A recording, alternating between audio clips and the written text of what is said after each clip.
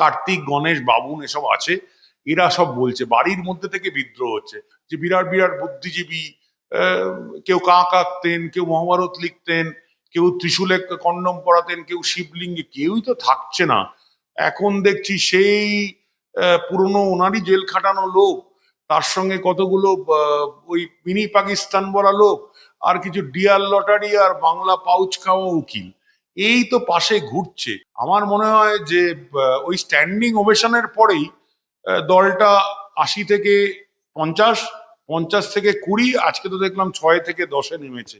লালবাজার আসলে অনেক দিন ধরে তো উনি ওইসব ডেকে ডাকতে ডাকতে অভ্যস্ত হয়ে গেছেন, এই বিনীত, এই দ্বিবেদী, এই উলগা, এই গোপালিকা, এই মনোজ, এরকম করে ISWCs এ ডাকতেন। আসলে বোধহয় লালবাজারটা এখন এরকম নেই, কারণ পুলিশের শিরদাঁড়াটা গত 15-20 বছরে ক্ষয়ে গেছিল, সেটা বোধহয় ফিরে এসছে। তৃণমূলের 140 জনের মধ্যে 130 জনের মধ্যে বোধহয় 120 জনের ওনার পিছনে কোনো সমর্থন নেই, কারণ তারা কেউ কলকাতার রাস্তায় বের হতে পারছেন না। এটা মেয়র ববি হাকিম খুব ভালো করে জানেন, উনি পাকিস্তানের মেয়র হতে পারেন, কারণ উনি তো মিনি পাকিস্তান দেখতেন। আমার মনে হয় ভারতবর্ষ বা পশ্চিমবঙ্গে ওনার এই মুহূর্তে কোনো জায়গা নেই। আমার কাছে যেটা মনে হয় পৌলমী, আমি পরিষ্কার করে যেটা বলবো যে একজন বিরোধী থাকুক আর দুজন বিরোধী থাকুক, তৃণমূল কংগ্রেস মানে বলে যে পার্টিটা আছে, সেই পার্টিটা A B C D কিসে বিভক্ত হলো, সঙ্গে কংগ্রেস, CPM, 4-5টা বিরোধী হবে।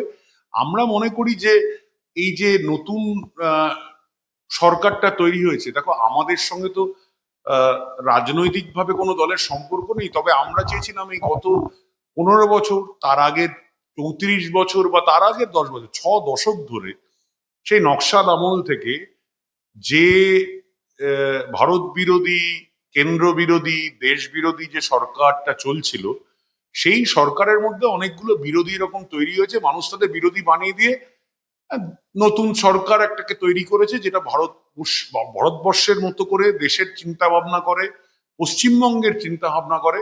এটা তো পশ্চিম বাংলাদেশ হতে যাচ্ছিল।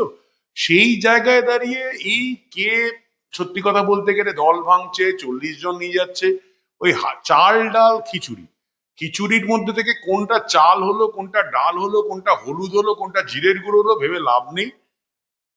নতুন সরকার মানুষের প্রচন্ড ভালোবাসা আশা নিয়ে এসছে। এই তৃণমূল থাকলো না গেল, না 3 ভাগে বিভক্ত হলো, না 4 ভাগে বিভক্ত হলো, বাম 4 বার শূন্য হয়েছে না 1 হয়েছে, ওগুলো কোনো ফ্যাক্টরি নয়। কংগ্রেস আর অলরেডি সারা দেশ থেকে বর্জিত হয়েছে, পশ্চিমবঙ্গ থেকে 50 বছর ধরে শূন্য। আমার ধারণা নতুন সরকার, পশ্চিমবঙ্গ যে তৈরি হয়েছিল শ্যামাপ্রসাদ মুখার্জি এবং কতিপয় বাঙালি মনীষীর জন্য, সুনীতি চট্টোপাধ্যায়, NC চট্টোপাধ্যায়, মেঘনাথ সাহা থেকে আরম্ভ করে রমেশচন্দ্র মজুমদার, যদুনাথ সরকারের সেই পশ্চিমবঙ্গ তৈরি হয়েছিল, কিন্তু শ্যামাপ্রসাদকে হত্যার মাধ্যমে সেই পশ্চিমবঙ্গকে আর তৈরি করা যায়নি, তৈরি হয়েছিল, স্বাধীন হয়নি। 80 বছর বাদে সেই স্বাধীনতা এসছে পশ্চিমবঙ্গ, যা বাঙালি হিন্দুর হোমল্যান্ড বলে তৈরি হয়েছিল। আপনার কাছে একটি বিষয় জানতে চাইলাম, আপনারা বলছেন যে আপনাদের কাছে কোনো ফ্যাক্টর না এই নব্য তৃণমূল আসল তৃণমূল, কিন্তু যেটা ফ্যাক্টর মমতা বন্দ্যোপাধ্যায়, অভিষেক বন্দ্যোপাধ্যায়কে যদি সাইডে রেখে, যে ফেস ভ্যালু, যে ফেস নিয়ে এত বিরোধিতা বা এত বিতৃষ্ণা পশ্চিমবঙ্গবাসীর বলে আপনারা আখ্যায়িত করছেন, বা ভোটের রেজাল্ট যা বলছে, সেই জায়গা থেকে দাঁড়িয়ে এই যে ঋতব্রত বন্দ্যোপাধ্যায়ের আসল তৃণমূল, এটা কি নয়া থ্রেট বিজেপির কাছে? বিজেপির কাছে একেবারেই নয়া থ্রেট নয়। আমার মনে হয় আসলে বিজেপি কি করবে বিজেপি জানে। আমার মনে হয় নতুন সরকারের কাছে এগুলো কোনো থ্রেটই নয়। এইগুলো চিরকালই হচ্ছে যে লোকগুলো ছিল, যে 80টা লোক নির্বাচিত হয়েছিল, এগুলো কোনোটাই মানুষের ভোটে নির্বাচিত হয়নি। এগুলো বিজেপির থেকেও এগুলো ছিল পশ্চিমবঙ্গের মানুষের কাছে থ্রেট। চুরি, টাকা, নারী সংসর্গ, বিলাস, প্রচুর পরিমাণে চাকরি চুরি, আরজি করের মতো ঘটনা, সন্দেশকালীর মতো ঘটনা, কামদুনির মতো ঘটনা, পার্কস্ট্রিটের মতো ঘটনা, যেখানে নারী বলে কিছু পশ্চিমবঙ্গে আছে, নারীর সম্মান বলে কিছু আছে, সৎ চাকরি বলে কিছু আছে। মানে পৃথিবীতে একটা কথা ছিল যে পৃথিবীতে নেই কোনো বিশুদ্ধ চাকরি, কোনো কবি বলেছিলেন, আজকে সত্যিই মনে হচ্ছে পৃথিবীতে কোনো বিশুদ্ধ চাকরি নেই, সব চাকরি টাকা দিয়ে তৈরি হয়েছিল। এইসব শিক্ষামন্ত্রী 2010, 11, 12 থেকে টাকা দিয়ে চুরি করেছেন, কোটি কোটি মন্ত্রীর ছেলে মেয়েরা ঢুকেছে, কোটি কোটি টাকা দিয়ে বিক্রি হয়েছে। আজকে আসলে কি মুশকিল হয়েছে জানো তো পৌলমী, এই যে যে তৃণমূলের অংশগুলো সবাই তো চুরি করতে পারেনি, 10 থেকে 20 ভাগ চুরি করেছে, আরো 20 ভাগ ভাগ পেয়েছে, বাকি 60 ভাগ চুপচাপ করে এতদিন ধরে গুন্ডামি করে গেছে। এখন বুঝতে পেরেছে তাদের ওই 30 ভাগ আসল যে 20, এই যে তোমাদের ভাগগুলো হচ্ছে না, 20-30টা হচ্ছে আসল চোর, আর 50টা হচ্ছে ছোট চোর। এই 50টা ছোট চোরের সঙ্গে বড় চোরের বিবাদ, তার সঙ্গে নতুন সরকারের কোনো সম্পর্কই নেই। একটা ভাঙছে দল, বিরোধী তকমা বাঁচাতে বিধানসভায় চিঠি হাতে কুণাল ঘোষ, অসীমা দেবী জমাই নিলেন না সচিব। কুণাল ঘোষের অভিযোগ ছিল যে তারা যে চিঠি দিতে চেয়েছিলেন সেই চিঠি তিনি জমা নিতে অস্বীকার করেছেন স্পিকারের সচিব। তিনি জানিয়ে দেন কোনো চিঠি আর তিনি রিসিভ করবেন না। আসলে সোমবার তৃণমূলের তরফে একটি চিঠি স্পিকারের কাছে জমা দেওয়া হয়, সেই চিঠি সচিব গ্রহণ করেন। অভিযোগ, সেই চিঠি গ্রহণ করার পরই স্পিকারের সচিবকে নাকি স্পষ্ট নির্দেশ দেওয়া হয়েছে তিনি বিরোধী দলের কাছ থেকে কোনো চিঠি নিতে পারবেন না। সে কারণেই কি সচিব ওই চিঠি গ্রহণ করেননি, কি বলবেন? আসলে ব্যক্তিগতভাবে আমার কুণাল ঘোষ বা কোনো ব্যক্তিকে আমার আক্রমণ করে কোনো লাভ নেই। উনি বোধহয় কোনো সময় বলেছিলেন যে উনি আজকে বলছেন উনি ভালো তৃণমূল, ঠিকই। উনি এক সময় বলেছিলেন জননেত্রী চোর, কালীঘাটেই সারদার সমস্ত টাকা আছে, উনি সবচেয়ে বড় বেনিফিশিয়ারি।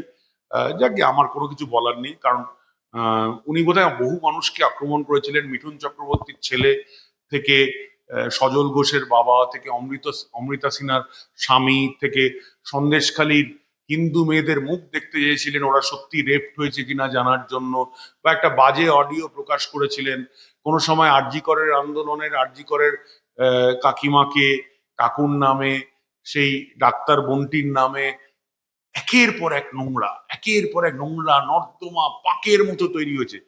তারা এখন কাকে ডিফেন্ড করছে, কোন চ্যানেলে গিয়ে বসছে, কোনখানে কি করছে, তারা ব্যক্তিগতভাবে বহু মানুষের জীবনে বহু অন্যায় অপবাদ অনাচার নামিয়ে এনেছেন এবং ডিজে বানাবেন বলেছেন, মেরে ফেলেছেন। আমার বলতে কোনো আপত্তি নেই, 2021-এর 2রা মের পরে এই যে মানে তুমি যে বাড়িটা দেখছো, এই বাড়ি তছনছ করে দিয়েছিল ভেঙে, এবং এরকম করে বহু মানুষের 1 লক্ষ থেকে 1.5 লক্ষ বিজেপির কর্মী ঘরছাড়া হয়েছিলেন, 300 মহিলা রেপ্ট হয়েছিল, 57 জন খুন হয়েছিল, 10,000 দোকান ভাঙা হয়েছিল, 50,000 ধান ক্ষেত বা শস্য ক্ষেতে আগুন লাগানো হয়েছিল, প্রায় 5,000 পুকুরে বিষ ডালা হয়েছিল।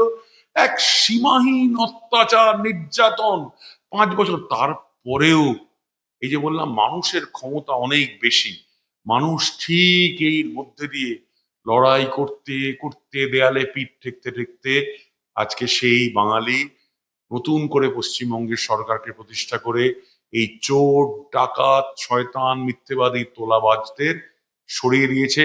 এবং যে নেত্রী ঘোষণা করতেন, হ্যাঁ দুধেল গাইকেই ভোট দেবো, দুধেল গাইয়ের পাশেই থাকবো, বলতেন একটি সম্প্রদায়কে 1 মিনিট আমি হাঁটিয়ে দিতে পারি, তাদের এমএলএরা বলতেন 70-30, তারা নিঃসন্দেহে মা কালীকে কালীর প্রিজন ভ্যানে তুলতেন, দুর্গাপুজোর মহরমের জন্য দুর্গাপুজোর বিসর্জন আটকাতেন, বিসর্জনের লগ্ন কাটিয়ে 3 দিন বাদে মা দুর্গা 30 থেকে 40টি মূর্তিকে আরেকজন মহিলাকে স্যালুট করে যেতে হতো।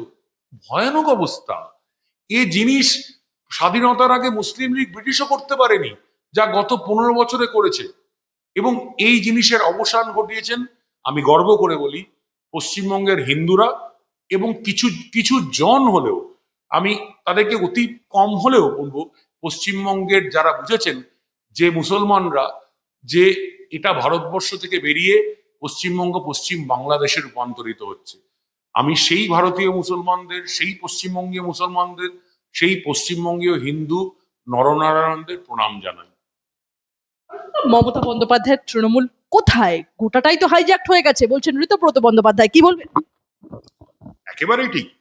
যে জনজোকার যাত্রা না জনজোয়ার যাত্রা আমি জানি না, ওই জনজোকার যাত্রা শুরু করেছিলেন, 200 ডিসি কে নিয়ে ঘুরতেন, 2,500 পুলিশকে নিয়ে ঘুরতেন, প্রবল ভাবে এফআইআর দিতেন, গাঁজা কেস দিতেন, রেপ কেস দিতেন, বোম কেস দিতেন, দিয়ে বিরোধীদের ত্রাস তৈরি করতে পারতেন।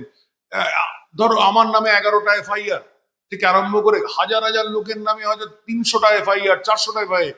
আমি এই কালকে গেছিলাম নবদ্বীপের কাছাকাছি, তোমার জেলার কাছাকাছি একটি জায়গাতে, রানাঘাটের কাছে। সেখানে বলছে, দাদা আমার নামে 13খানা গাঁজা কেস আছে, একটাই শর্ত, সব কেস তুলে নেবো যদি তৃণমূল জয়েন করো। বলছে চাষ করবো না কৃষ্ণনগর কোর্টে যাব। এই হচ্ছে অবস্থা। ভয় করো, ভয় করো, ভয় করো। আমরা বলছি ভয় আউট, ভরসা ইন।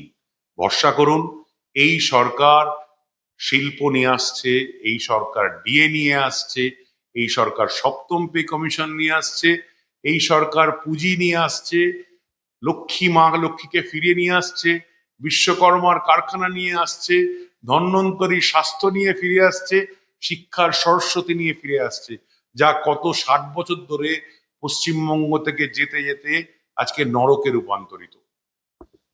অরিন্দম দা, এখনো তৃণমূলের হাতে 78 জন বিধায়ক রয়েছেন, দুজনকে সদ্য বহিষ্কার করা হয়েছে দল থেকে। লোকসভা এবং রাজ্যসভা মিলিয়ে রয়েছেন 41 জন সাংসদ, অথচ ধর্ণা মঞ্চে মমতা বন্দ্যোপাধ্যায়ের পাশে দেখা গেল মাত্র 5 জন সাংসদ আর গুটি কয়েক বিধায়ককে। কি বলবেন? ঠিকই তো, আসলে চোররা না ভয়ে বেরোতে চাইছে না।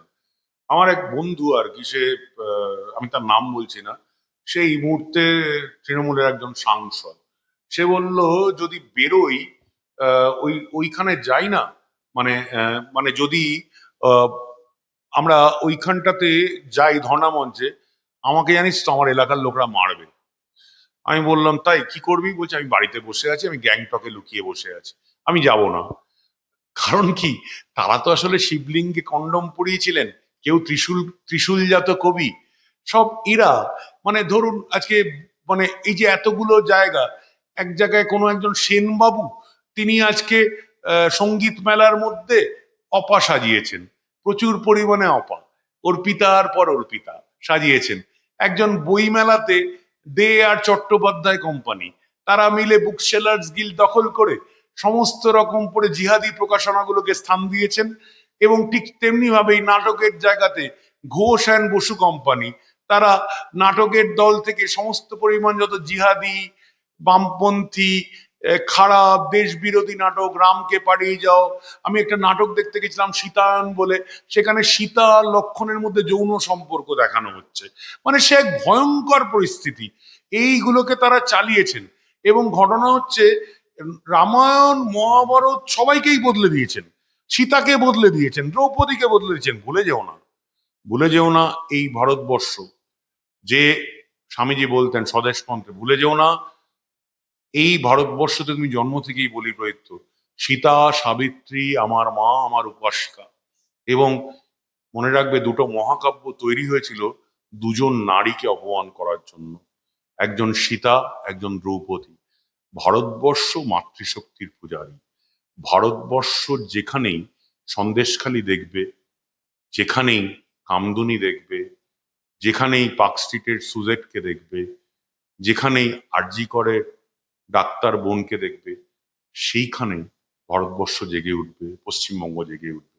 সেটা বোধহয় আমাদের আগের মুখ্যমন্ত্রী বা তার ডিজে ভাইপো বুঝতে পারেননি। না, একদমই আমি বলবো ধর্ণা মঞ্চ থেকে বিজেপিকে উৎখাতের বার্তা দিলেন তৃণমূল নেত্রী মমতা বন্দ্যোপাধ্যায়। নাম না করে রাজ্যের বর্তমান মুখ্যমন্ত্রী শুভেন্দু অধিকারীকে নিয়ে মমতা বন্দ্যোপাধ্যায়ের মন্তব্য, আমি কোট বলছি, চেয়ারে যিনি বসে আছেন তিনি সব থেকে বড় গদ্দার। কি বলবেন?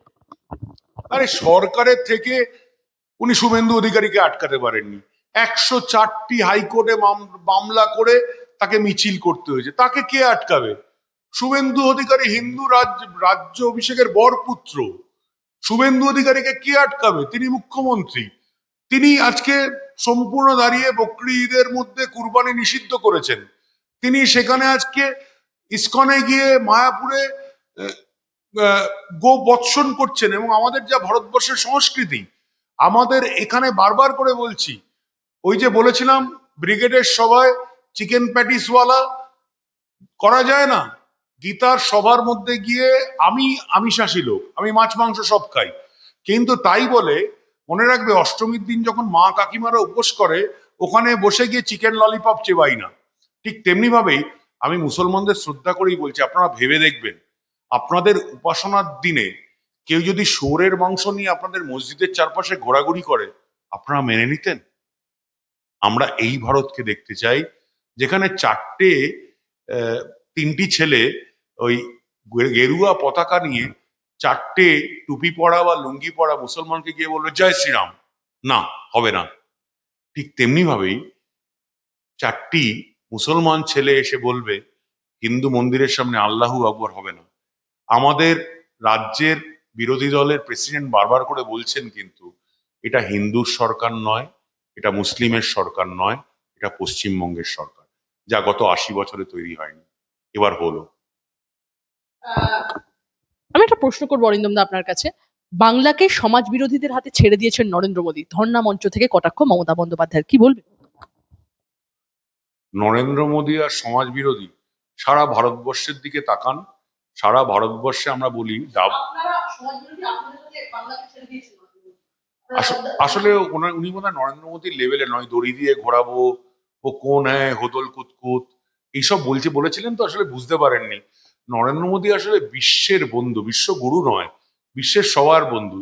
ইউক্রেনও নরেন্দ্র মোদীকে চায়, ইসরায়েলও চায়, প্যালেস্টাইনও চায়, আমেরিকাও চায়, রাশিয়াও চায়।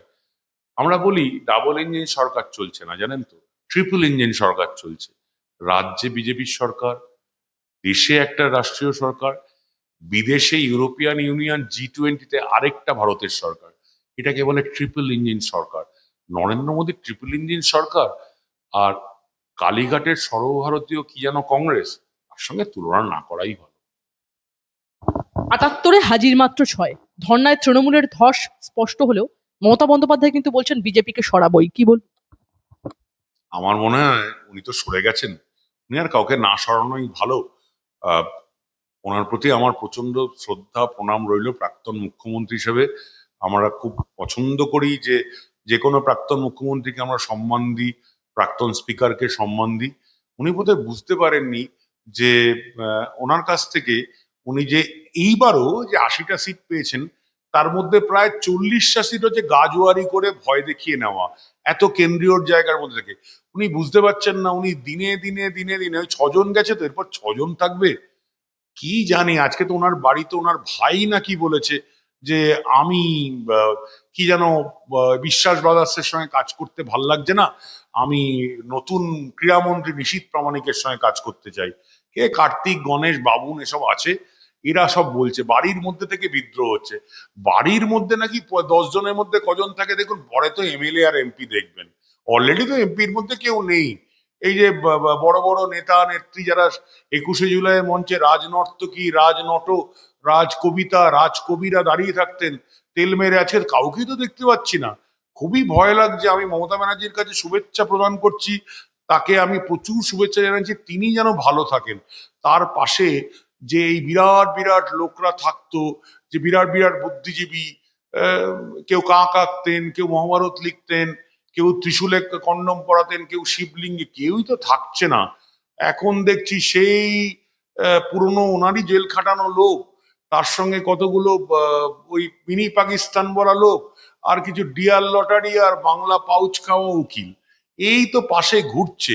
ভয় লাগছে। ওনার পাশে তো শিক্ষিত লোক না থাকুক, কয়েকটা ভালো পাঁচ না হলেও কয়েকটা তো পুরনো তৃণমূল থাকবে, কাউকেই দেখতে পাচ্ছি না। ওই ৫-৭টা লোক ঘুরছে আর কি। এরপরে এগুলো থাকবে তো। একটু ওনাকে বলছি, আপনি আপনার দলটা সামলান, ভালো করে থাকুন, আপনারা বিরোধী হন কি কোথায় থাকুন জানি না, নতুন সরকারকে ভালো করে চলতে দিন। অভিষেক বন্দ্যোপাধ্যায়কে নিগ্রহের ঘটনার প্রতিবাদও আজ উঠে এলো মমতা বন্দ্যোপাধ্যায়ের গলায়, কি বলবেন? কি জানি, উনি তো ওনার বাড়ির মধ্যে নাকি ওই ৮০ জন MLA কে ডেকে বলেছিলেন দাঁড়িয়ে ওঠো, দাঁড়িয়ে ওঠো। সেখানে নাকি একজন শেখ অভি বলে একজন কেউ আসবেন। শেখ অভি, ওনাকে আমরা অন্য নামে ডাকি না, শেখ অভি ডায়মন্ড হারবার কিং। এই শেখ অভি প্রচুর নাকি নির্বাচনে খেটেছেন, তার জন্য সবাইকে দাঁড়িয়ে পড়তে হবে।